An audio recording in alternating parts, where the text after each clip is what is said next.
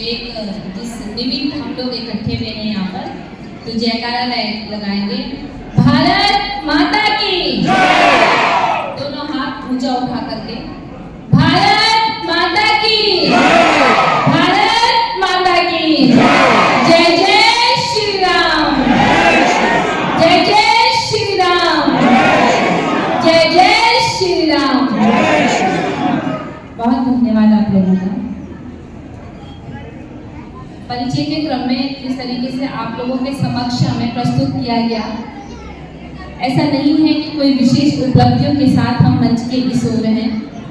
बिल्कुल आपके ही जैसे और आप ही के बीच से होते हुए बस ये सौभाग्य मुझे मिला कि जिस अस्तित्व के लेकर के इस धराधाम पर हम अवतरित हुए,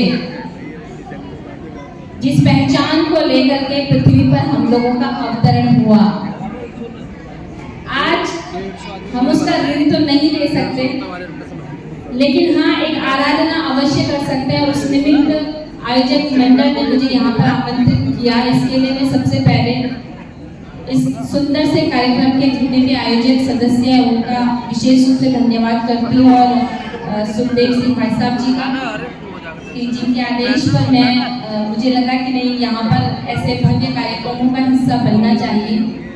आज के इस कार्यक्रम में जिनका आशीर्वचन, जिनका समर्पण, भारत माँ की सेवा के लिए तन मन धन से जो लोग बचपन से अपना घर बार भी त्यागते हैं, उस नरेंद्र सिंह नेगी जी, माननीय नगर पालिका अध्यक्ष हमारे बीच में यहाँ पर थे। बड़े भाई राजेंद्र तड़ियाल जी हमारे बीच में उपस्थित हैं। बड़ी बहन ममता नयाल जी जो जिलाध्यक्ष हैं आपके ऋषिकेश जिले की महिला मोर्चा की। बहुत सारे चिर परिचित चेहरे हैं, लेकिन क्योंकि मुझे जो विषय दिया गया है उसमें जो ये फेयरलिस्ट है ये बहुत लंबी हो जाएगी और औपचारिकता हो जाएगी, क्योंकि आप सभी लोग जानते हैं कि बहुत लिमिटेड समय हम लोगों को मिलेगा। आप सभी लोगों को प्रणाम करते हुए मैं इन बच्चियों को जो परफॉर्मेंस यहाँ पे थी वहीं से अपनी बात को आगे रखूंगी और उनसे कहूंगी, युवा पीढ़ी से विशेष रूप से, कि हमको कभी भी ये भूलना नहीं चाहिए कि हम सब उन आराध्य श्री कृष्ण और उन आराध्य भगवान श्री राम के वंशज हैं। कि जब लक्ष्मण जी थोड़ा चंचल स्वभाव के हैं और जब वो लंका में युद्ध जीत जाते हैं और लंका स्वर्ण नगरी थी तो यहाँ रह लेते हैं, बहुत सुंदर है।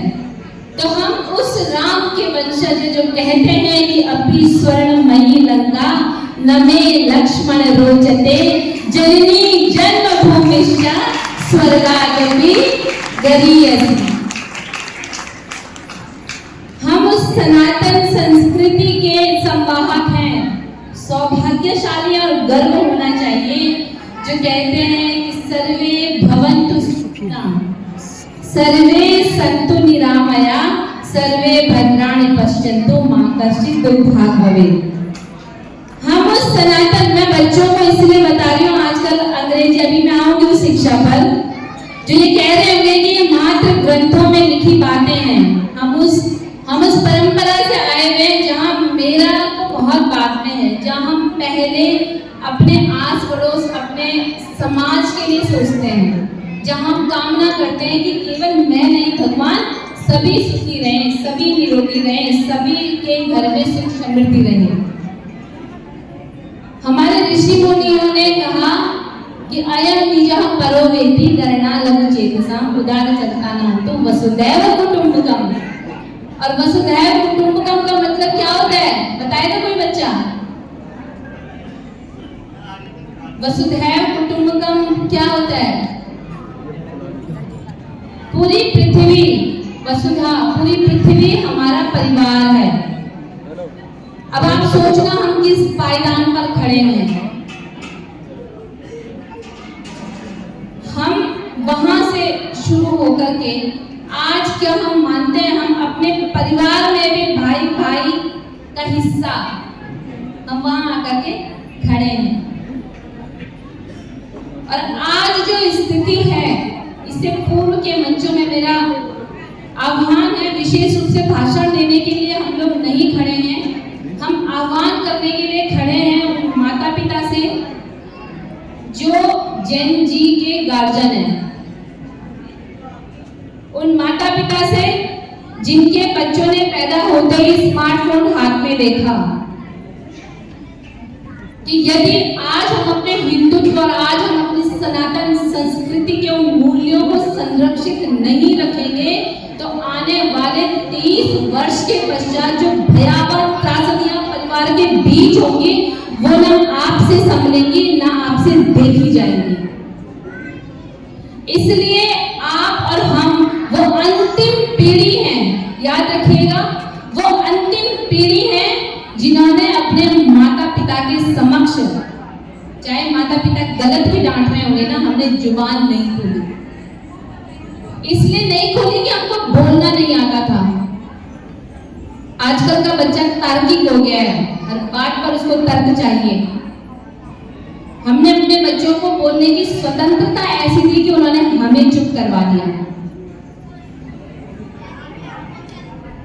हम उस जनरेशन के हैं, अंतिम पीढ़ी वो जनरेशन है जिसने अपने दादा दादी की गोदी में खेले हैं, जिसने अपने दादा दादी के हाथ से निवाला लिया है। अब की जनरेशन जब परिवार के साथ नहीं है तो दादा दादी तो खिलाने की बात तो बहुत अलग है, क्योंकि आप लोग सबके सब इस बात के स्वयं भुक्तभोगी हैं। क्योंकि अब हम क्या बोलते हैं, दादा दादी के घर जाएंगे, चाचा के घर जाएंगे, ताऊ के घर जाएंगे, और कभी आज बहुत पुराना नहीं, 20 वर्ष पहले ये सब हमारा ही घर हुआ करता था, हम अपने गांव जाएंगे ऐसे बोलते थे हम। अब हमने अपने बच्चों को क्या सिखा दिया है कि अब आप दादा दादी के घर जाओगे। 2 वर्ष का बच्चा जानता है वो घर मेरा नहीं, मेरे दादा दादी का है। किसने डाली है उनके अंदर, किसने ऐसे विचारों का रोपण किया? बाहर से कोई नहीं आया। संघ अपने शताब्दी वर्ष में यदि इस बात को महसूस कर रहा है, उन पंच परिवर्तनों की बात कर रहा है, तो सोचिए उसने किस स्तर पर जाकर के उन्होंने सोचा होगा। उन्होंने कोई राजनीतिक संभाषणों के लिए ये आयोजन इकट्ठे नहीं किए हैं। उन्होंने जब परिवारों में विघटन देखा, रिश्तों का क्षरण देखा, अमर्यादाएं देखी, उनको लगा कि बहुत सारी चीजें तब बचेंगी जब परिवार बचेगा। तो उसमें जो पंच परिवर्तन थे उनमें एक कुटुंब प्रबोधन, हमारे जितने भी संघ पृष्ठभूमि से जुड़े हुए हैं वो लिखते हैं, उन्होंने कहा कुटुंब प्रबोधन कीजिए, आप लोग साथ बैठिए। अब इतनी भागा दौड़ी हो चुकी है जीवन में कि 2 बच्चे हैं, माता पिता हैं, वो भी साथ बैठ करके नहीं खा रहे हैं। एक का टिफिन सुबह 6 बजे लगता है, वो 6 बजे डाइनिंग टेबल पे खाता है, दूसरा 6:30 बजे, तीसरा 8 बजे, चौथा 9 बजे, और फिर जिस क्रम में वो गए हैं उसी क्रम में वो आएंगे और वैसे एक एक करके खाना खिलाएंगे। वो कहते हैं कि हफ्ते का एक दिन तय कीजिए कि जब आप पूरे परिवार साथ में बैठ करके हो। आज का सबसे बड़ा दुश्मन जो अच्छाई के लिए तो था, लेकिन हमारा मिसयूज होकर के जो ये फोन है हमारे हाथों में, इसको 0 जोन घोषित कर दीजिए। एक दिन मोबाइल का उपवास रखिए, और मोबाइल उपवास रख करके अपने परिवार के साथ समय बिताइए। आप इन पंक्तियों के पीछे का मर्म जानिएगा कि उनको कुछ नहीं चाहिए इस चीज से, लेकिन वो ये कह रहे हैं कि आप जब फोन को साइड रख देंगे सारे लोग, तो एक परिवार में एक दूसरे का हाल चाल जानोगे, किस पर क्या बीत रही है, कौन किस कुंठा में जी रहा है, कौन किस अवसाद में जी रहा है। और आए दिन तो वो लड़की जिसको मैं सीता के ऑडिशन के लिए तैयार कर रही थी, उस लड़की ने कहा ये कालका कौन है? मैंने कहा कालका एक राक्षसी थी, माली स्वभाव से पुत्र माने जाते हैं, तो इसका वध कौन करेगा? मैंने कहा राम करेंगे। लेकिन फिर वो कृष्ण ने क्या किया था? मैंने कहा कृष्ण ने तो वो तो अलग दिया, वो ना हो कोई कभी किसी चीज की कमी मेरे में हो गई तो मेरे ये जो है, जो मेरे प्रियजन है, जो मेरे प्रेमी जन है, आप बोलते हो ना, और हम तो बड़ी तमीज से, चाहे हम सब संपन्न भी हैं, लेकिन हमारा मकान बन रहा होगा तो हम अपनी बहन को बोलते हैं 1 लाख की मदद तू कर दे, क्यों बोलते हैं? खुशियों को साझा करते हैं, अपनी खुशियां उनसे शेयर करते हैं। और अब हम इस स्थिति में आ गए हैं कि हमको कोई ये भी ना बोले कि हमें ये चीज चाहिए, और जिस दिन वो बातें बहुत ज्यादा ट्रेंड में आ गई ना, आपका बच्चा ना तनाव झेल पाएगा ना। गढ़वाली में एक शब्द बोला हम कि आप डबल वेतन फूस और भी नहीं बोल, पापा अपन को तो बहुत ही ज्यादा वेतन फूस और भी नहीं बोल का मतलब है जैसे हम किसी को बोलते नहीं कि खड़े हो जरा उधर बैठ जा, तो वो ही बच्चे का डिप्रेशन का कारण हो जाता है। आजकल बहुत आप लोग बड़े तड़ी से बोलते हैं, हमें लगता है हमारे बच्चे बड़े मॉडर्न हो रहे हैं। जरा सा कोई बात है, मम्मी मुझसे बात मत करो, मैं बहुत डिप्रेशन में हूँ। और जब आदमी परिवार के बीच होता है ना, तो ये डिप्रेशन नाम की चीज नहीं होती, क्योंकि दादी आप घर पे आओगे ना, दादी समझ जाएगी अरे ये आज चुप चुप हो रखा है, कुछ तो बात है। और जब तक वो बुलाओगे नहीं उससे, वो बोल ही देगा फिर दादी ऐसी बात है। बच्चा क्या होता है कि महिला के लिए बोला जाता है कि भाई से भतीजे प्यारे होते हैं, उसी तरीके से दादा को क्या होते हैं, बेटों से पोते प्यारे होते हैं अपने। उतना मोह उन्होंने अपने बेटों को तो जूतों से पीट रखा होगा बहुत ज्यादा, लेकिन अगर आप पोते में किसी ने तू भी बोल जाए ना, तो दादा दादी का बिल्कुल खड़ा हो जाता है कि क्यों बोल रहा है उसका ऐसा, कहाँ से लाओगे?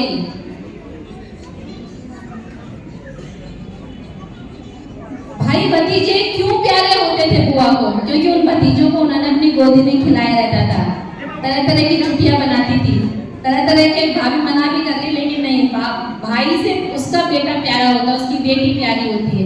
कहां से लेकर के आओगे? सब खो रहा है। और इन सब की चर्चा पहले मैंने इसलिए की, आपको बताऊंगी कि ये सब हुआ क्यों, और इसको थोड़ा सा हिस्ट्री में हम लेकर के चलते हैं कि जब हम सब मिशनरी स्कूल में, अभी भी बहुत सारे सबके बच्चे पढ़ते हैं, कॉन्वेंट पद्धति हम लोगों के ऊपर आई और हम अंग्रेज बनना चाहते थे, तो लॉर्ड मैकाले का वो बात जो भविष्यवाणी उसने 1800 के समथिंग कर दी थी कि रक्त और रंग ये तो भारतीय होंगे, लेकिन विचारधाराओं से ये अंग्रेज हो जाएंगे। तो ये जो उसमें परिवार प्रबोधन समरसता, और इसमें है कि जो अपने शादी ब्याह हो रहे हैं, जो मांगलिक कार्य हो रहे हैं, आपने देखा ना, हम लोग केक कटिंग करते हैं। केक कटिंग करना हमारे यहाँ क्या था कि जन्मदिन पर वर्ष फल पूजे जाते थे, पंडित जी को बुलाया जाता था, नहला धुला करके वर्ष फल का पूरे साल भर का पंडित जी बता देते थे कि इस महीने ये ग्रह ठीक है, ये इसको खुशवा देना, इसको ठीक कर देना। ग्रहों की पूजा की जाती थी। हम लोग नहीं, हमें शाम को एक, क्योंकि क्या है, स्टेटस सिंबल है, बच्चों को हमने ये बता दिया कि केक काटना ही समारोह है, आयोजन है, खुशियों को सेलिब्रेट करना है।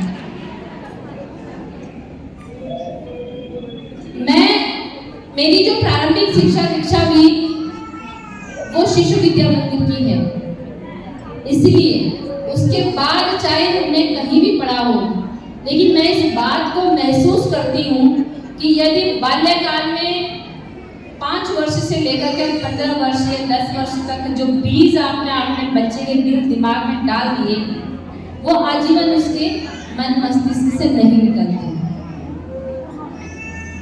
आरएसएस की जो ये विद्यालय विद्या भारती की जो ये शिक्षा पद्धति है, ये शिक्षा पद्धति शिशु के बच्चे को सिखाती है कि बेटा जब खड़े उठो तो सबसे पहले किसी का भी चेहरा देखने से पहले हाथों को आगे रखो और कराग्रे वसते लक्ष्मी करमंती सरस्वती करमूलेत गोविंदा प्रभाते कर दर्शनम। वो कहते थे अपने हाथों को आगे करो, हमारे इस अंगुलियों वाला जो भाग है इसमें लक्ष्मी जी का वास होता है। कर मध्य सरस्वती, कर जो ये मध्य भाग होता है सरस्वती का होता है, और कर मूलेत जो कर का ये मूल भाग है इसमें गोविंद का निवास होता है। प्रभाते कर दर्शनम, और अपनी आंखों पे मल करके आप अपनी आंखें खोलिए।